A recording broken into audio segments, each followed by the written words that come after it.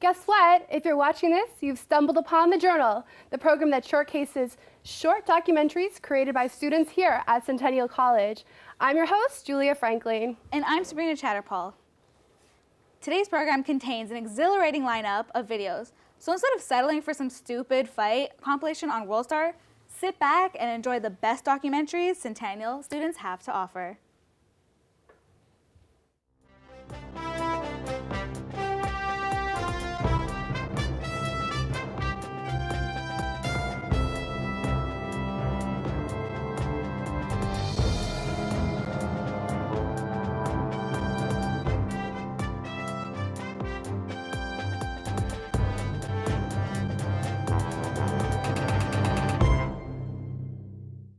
We all love our pets, whether your pet has 8 legs, wings, or is just plain ugly.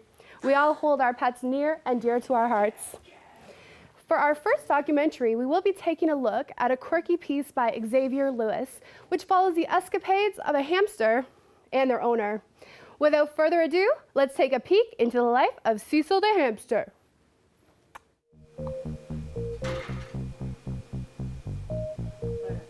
See me kissing him?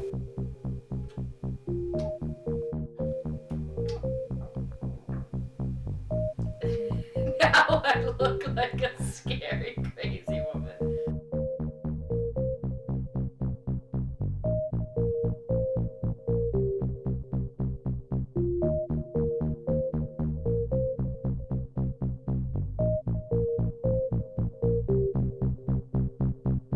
I actually got the hamster for my niece. I don't know, I had hamsters a lot when I was a kid. I guess it was like the first animal that my mom let me and my sister have that was like, that we were fully responsible for. I've had a few hamsters that have escaped, and you can almost always find them like in the corner of a closet or, you know, behind a box or something. So this hamster is, I believe he's a Russian short hair or something. I don't know. I know a lot of them are Russian, that's the name. Dwarf hamsters have a reputation for biting a lot, but obviously I was buying for my year-old niece, so I didn't want that. They are pretty durable, honestly. It's like, not that I would deliberately drop him or recommend that you throw hamsters around, but I've dropped him from a standing position. He has no depth perception. They're kind of like cats. They'll land on their feet. They'll almost always land on their feet. He can be quite skittish. He kind of scares easily, and if I make a sudden noise or a sudden movement, he'll run away from me. They are pretty timid animals generally. He makes quite a lot of noise at night, and living in a small apartment, I sometimes stick him in the bathroom and close the door just because he keeps me awake all night long. They're weird little animals. They get into spots that you would never imagine that you'd find them. And they can escape, they can go underneath doors, so you have to watch them pretty closely and make sure the cage door is closed. He's just kind of nice to have around. I think ideally I would love to have, you know, a dog or a bigger pet, but it's just not practical right now for the stage in my life. So even though he's nocturnal and he's just a little guy, it is kind of nice having him around, living alone. It's, you know, I'll take him out every now and then and play with him or give him a treat, and I can always kind of hear him burrowing about or chewing or, you know, whatever. So it's just sort of, he's just kind of nice company, and he does funny stuff. He cracks me up a lot.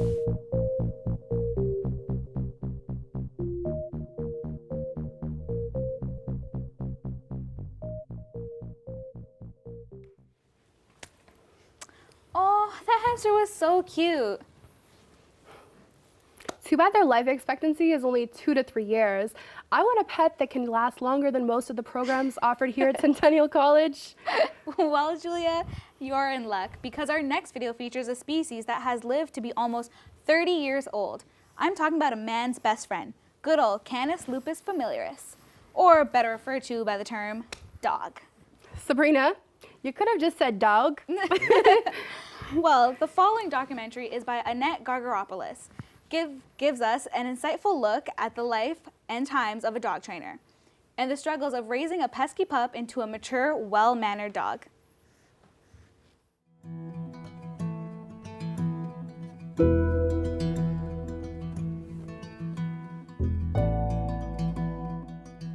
think in the truest sense of the word friend, a dog will never judge you. A dog will support you in anything that you do. But a dog will also let you know when you're making some wrong decisions, the most basic wrong decisions. Of course, they can't balance your checkbook for you, but they sense when you're upset and making some decisions that affect your mood. Chinook was my dog for all her life. We adopted her when she was 6 weeks old, which is very early for a puppy. You should typically let them stay with the bitch and the sire until they're at least 12 weeks old. That's their mom and dad. But she was in a rescue situation. She was abandoned with 6 other dogs, and she was in desperate need of a home. So I took her home, and she was my first student. I learned a lot with Chinook, and she taught me a lot as well. We used the operant conditioning method to train her, along with some clicker techniques, and she turned out to be my best student, not only my first one. Chinook passed away 2 summers ago, in August, and it was a hard time. She died of eventual lung and kidney failure. She had been struggling for some time, but her body just shut down. For a dog her size, she had a good, long, healthy life. In the training capacity, I worked at PetSmart. I also worked on a volunteer basis for various shelters in the Greater Toronto area, including the Humane Society downtown. And I also did some private training for some of my clients as well. I had my own training business for a little while. Clark is a Maltese, 1.5-year-old Maltese, who's one of my clients right now. He's a family friend's dog, and he's a new client. He suffers from anxiety and separation disorder and has been coddled for the first 1.5 years of his life. Didn't have a proper transition through his first 2 fear stages, so he's pretty much afraid of his own shadow. He's going to be a challenging case, but no dog is impossible to train. And I've had good success with dogs much worse than Clark. Dogs communicate with you on a level that doesn't involve the verbal. They look at you and you know what they mean. I look at them and they know what I mean. And the more I explored that, and the more Chinook and other dogs started to communicate with me on a level that I really can't explain. And I thought, I want to be a part of that. I want to understand them. My passion for training dogs was far greater than the pay that I received for doing so. And so I had to decide if I wanted to turn this into something full-time, how I'd expand. Unfortunately, it didn't sit well with me that I was turning a passion into something more commercial. So I decided that I would switch to something more mainstream, IT, which is what I'm in now, and pursue the passion of dog training on the side. So I still get to do it every so often with other people's dogs, but for the most part, I'm an IT person now. They really are sort of a mirror into your own soul. So yeah, absolutely. And not only a man's best friend, a person's best friend, absolutely. Keeping on the topic of animals, our next creature feature focuses on an animal rights group in the GTA and their thoughts on inhumane treatment of animals for human exploit. The Aurora Animal Rights Advocates is a group of activists based in Aurora who raises awareness for animal abuse and veganism using methods such as distributing promotional leaflets and peaceful protests. Let's take a look at it for ourselves.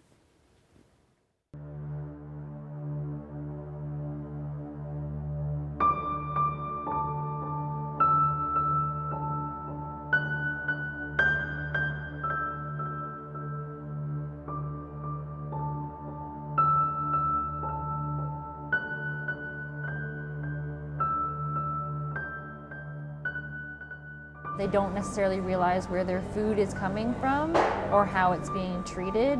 Seems like everybody really cares about animals when you ask them. They like their cat, they like their dog, but when it comes down to if you ask them about a farm animal, they don't seem to care. So we're just trying to get them to make the connection and hopefully get them to open up to the idea of veganism.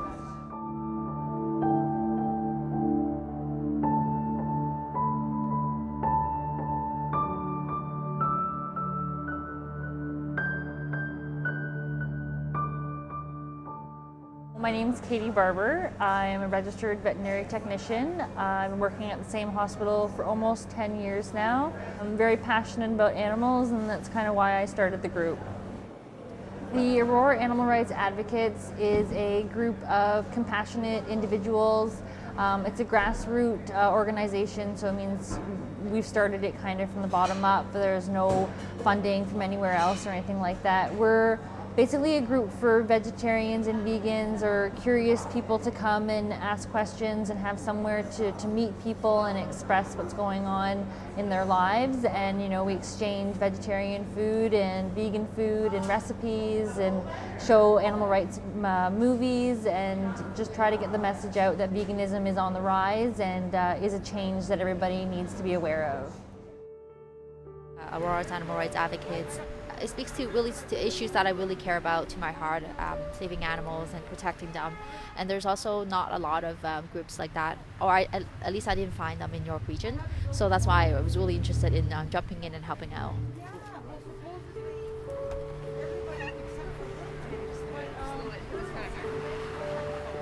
It's definitely the best thing I've ever done in my life, the greatest decision I've ever made. I feel like it's made me a happier person as well because I'm finally living true to my values. I've always thought that, I love animals and I want to be a kind-hearted person. I want to be a helpful person. I want to be a compassionate person with empathy. But until I've actually become vegan, I wasn't really living true to those values. I just realized how terrible it is, how terribly they're treated, animals that I claim to love so much myself, and that was what motivated me to cut animal products out of my diet. I like to think of it as a little bit more as someone who has empathy and compassion for all living things and is aware of how they're treating other people and the planet and what they do. I didn't want to make the decision of who could die and who could live. These animals have their own lives and their own wills to live, and that's the connection that we need to be making and just kind of share that with other people. There's a statistic that they hear nowadays that people need to hear a message more and more because we're so inundated with advertisements. So I just like to think that I'm planting a seed, and maybe the next time they hear something about vegetarianism and veganism, it'll come through a little bit better. I feel like I'm fighting for something. I feel like I'm doing something right, and it feels really good.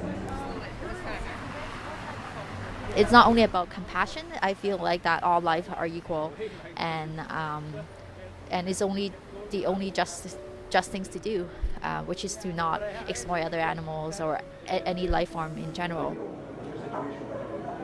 The main message that I want to spread is if we could live happy, healthy lives without killing others, then why wouldn't we? The vegan lifestyle is the one lifestyle that I think is gonna, keep everyone happy. The animals won't be suffering. The planet will hopefully start to thrive, and it's a peaceful, compassionate way of living.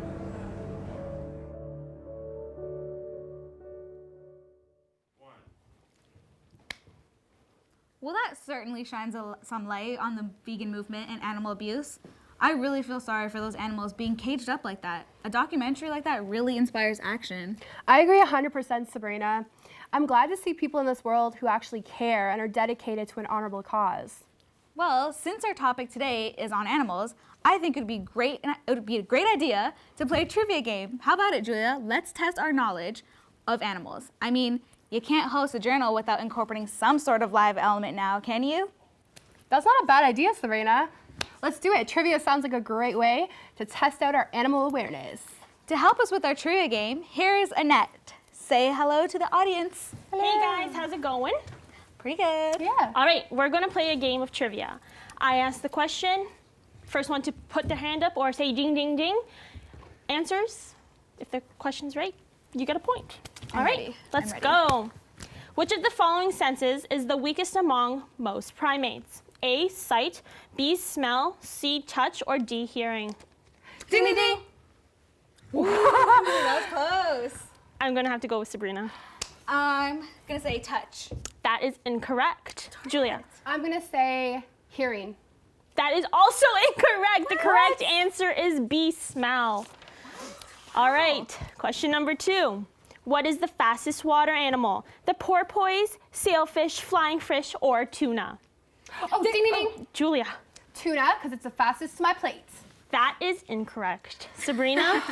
Well, I'm gonna assume that it's not a flying fish because I don't think those really exist. So B, it's a sail. Sailfish? Yes, sailfish. Yes. That's correct. 1-0 for Sabrina. All right. I got this. What animal is responsible for the most deaths worldwide each year? A, tigers, B, sharks, C, mosquitoes, or D, wolves? Ding, ding, ding, ding, ding. Julia, Definitely mosquitoes. that is correct. It is a tie. I wouldn't have guessed 1-1. All right, which animal delivers the most babies at once? A, cats, B, horses, C, dogs, or D, rabbits? Julia, It's gotta be rabbits. that is correct. Yeah. 2-1, Julia. Not either. All right, what is the highest record height a horse has ever made? A, 9 feet and 1 inch, B, 5 feet and 6.7 inches, C, 6 feet and 7 inches, or D, 8 feet and 1.25 inches. Ding, ding, ding. Sabrina, 6 feet. C. that is incorrect. Julia? B? That is also incorrect. The correct answer is D, 8 feet and 1.25 inches. Oh my God, that's huge. I know. That's too much. That's All How do you right. climb onto that? Anyways. All right, moving on. How many times does a sloth go to the bathroom?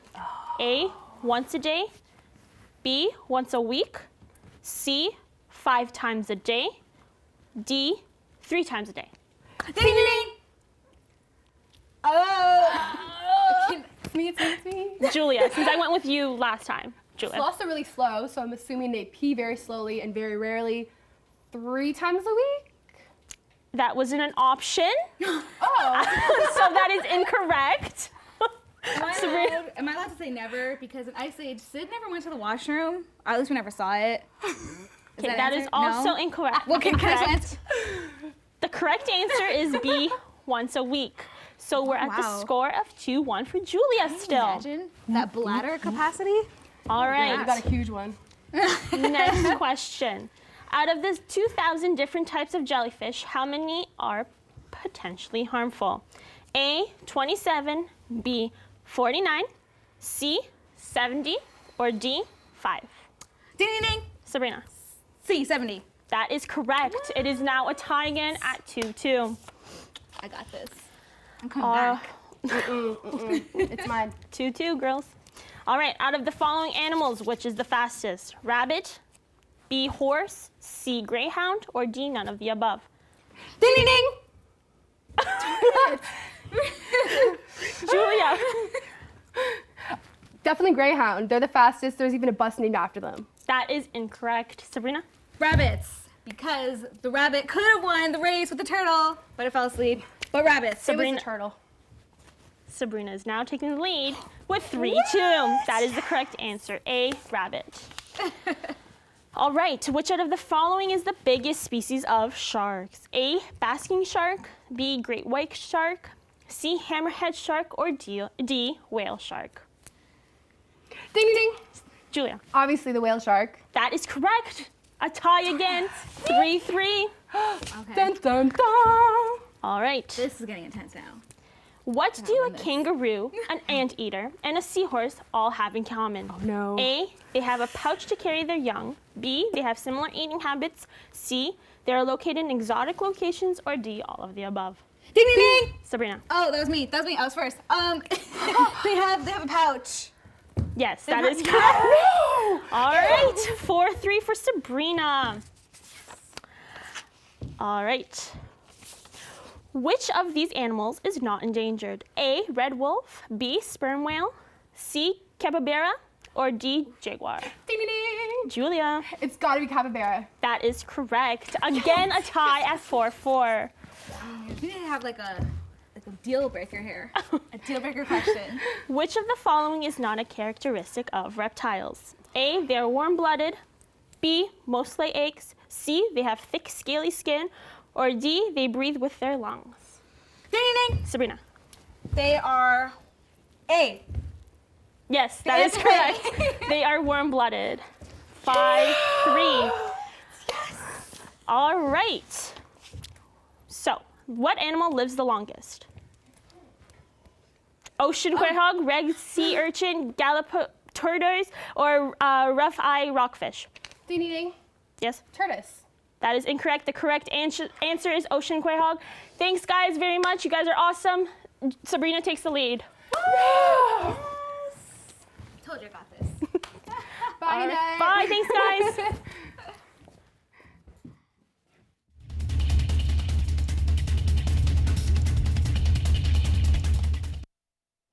Thanks a lot, Annette. The last documentaries on our list are set in the world-famous Toronto Zoo. The Toronto Zoo first opened its door in 1974 and is currently the largest zoo in Canada. My favorite animal at the zoo is the lemurs, running around with their cute little ringtails. They just remind me of that show Zooboo. Say, Julia, what's your favorite animal? Obviously, Sabrina, dogs, because they save the environment. How do they do that? Well, they save an estimated large amount of leftovers that otherwise would have been thrown out. It's interesting. The next video in our lineup is a peculiar piece which explores the theory that we are not alone in this universe. The video ties the idea together with beautiful shots of the many animals of Toronto Zoo. Let's take a look at a poetic piece by our very own Shanace Williams. I remember being 4 years old and believing that the only animals that existed were cats, dogs, and birds. Until my 5th birthday, when my dad took me to the Toronto Zoo. I remember feeling as though I was stepping off of a space shuttle onto a whole new planet.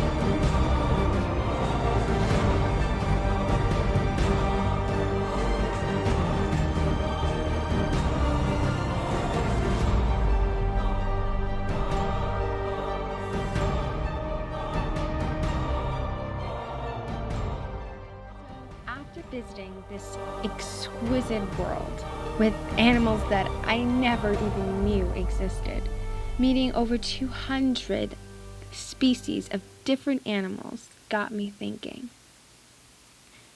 There has to be more than just us out there. There just has to be.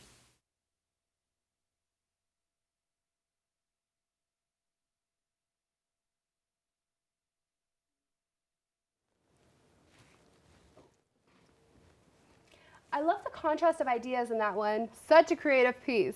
But that does not conclude our trip to the zoo, Sabrina. No, it doesn't. The last video in our lineup of animal documentaries is a beastly biography featuring a Toronto Zoo photographer as he explains how to get the perfect shot of your favorite zoo wildlife. Let's take a look at Dan Everson's wildlife photography with Bob Everson. Okay, now we're single spot in the middle. Got focus on his head. I'm just going to move back a little bit and up. Hopefully the picture turns out. I'm Bob Everson. I'm an amateur photographer.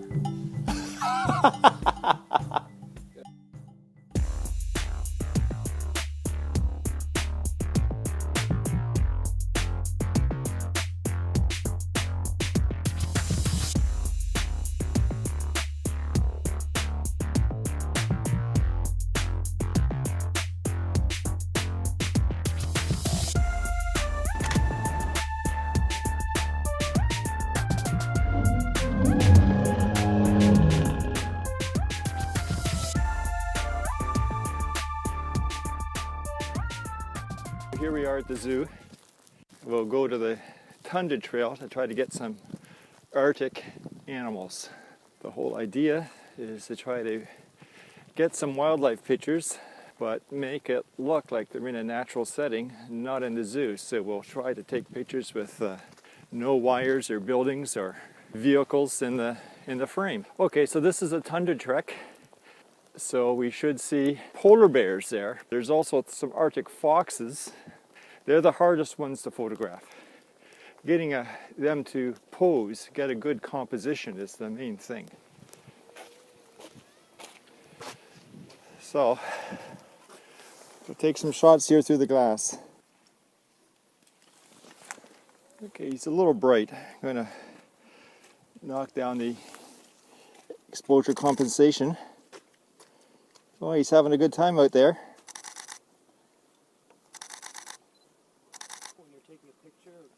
And he's a little too close for this lens, but I would like it to try to have a natural setting, not knowing that it's in the zoo. Try to get some action, but unfortunately the lens is a little too long for what I would like to accomplish here. One of the tricks when you're shooting through glass is try to get the lens right up to the glass so you don't get a reflection.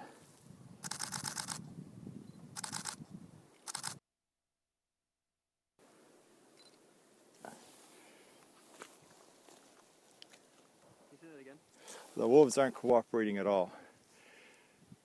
Let's walk over to, I don't think there's any point trying to take a picture here right now.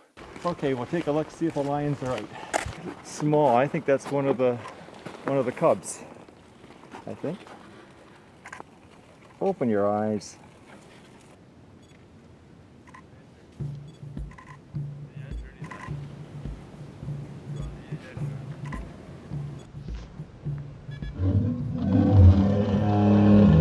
So we had a good day at the zoo. The weather was good. The polar bear was Humphrey. I guess it was one of his last days in Toronto. We had a good time with the lions, and the cheetah was very active. So really, all in all, so we couldn't have really asked for anything more from those animals on that day. It was a good day. No, but it's not the point. Oh. Cute. Those animals are so precious. Julia, when are we gonna go to the zoo? I haven't been there in so long. We should go soon. Why would you want to go to the zoo when you can just watch videos of it? Like, Girl, you are so lazy. nah, I'm just practical. Do you want to know someone who's really lazy, Sabrina? Who? The director of this show, camera win 1, 2, 3. Obviously the writer too, Slosher, because this show just about is wrapping up right now. Already? Oh my goodness, and I was just getting settled in. I know, right? What? What was your favorite part of the show? Mine was the fact that I got to spend all this time with you and my dog Winnie, and the quiz show. That was so much fun. Yeah, I would say my favorite part was getting to introduce our audience to the exquisite works of Centennial College broadcasting and film students. I hope you all enjoyed the documentaries and the segments we had to offer. I'm Sabrina Chatterpaul. And I'm Julia Franklin. And thanks for clicking on the best show on the web, The Journal.